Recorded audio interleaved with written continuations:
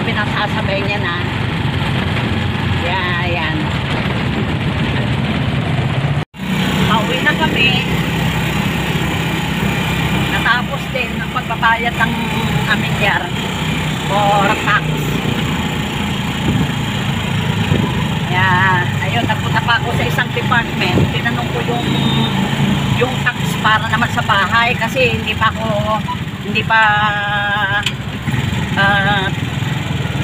sinorbe yung bahay. Ang pinabayaran ko lang lupa. Kaya ayan, sabi unang ko daw ng picture, tapos yung certified true copy ng titulo, meron na ako, yun naman pala expired na. Kailangan daw yung latest. Kaya ayan, yung paglalakarin ko. May nadaanan kaming palengke. At ito, nakabili kami ng walis. Dahil yung walis namin, may put-put na rin. Saka ito, walis ting-ting. Galing ito sa dahon ng kaong. Ayan.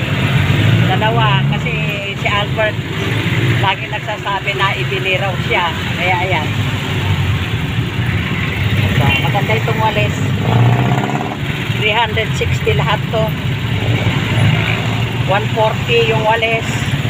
Bali 70 ang isa. Ito naman 230 yung walis na tambo.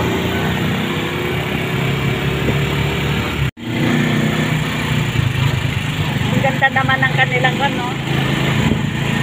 yung kanilang Christmas tree puno na puro bumbilya lang. Yan.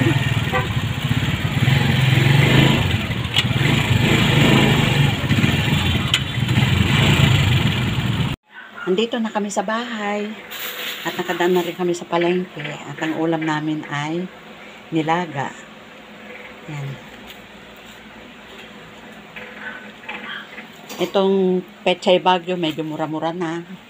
Pati repolyo, ang patatas mahal pa rin. Ito na yung pechay Bagyo at repolyo. Meron din mais. At ito yung ilalaga. Sibuyas. At ito na ang nilaga. Nilagang pork. Ano guys, kakabsat, hanggang dito na lang. Thanks for watching. Ingat-ingat kayo. Shout out sa lahat ng aking mga subscriber. Maraming salamat. Okay guys, love you all. God bless. Bye.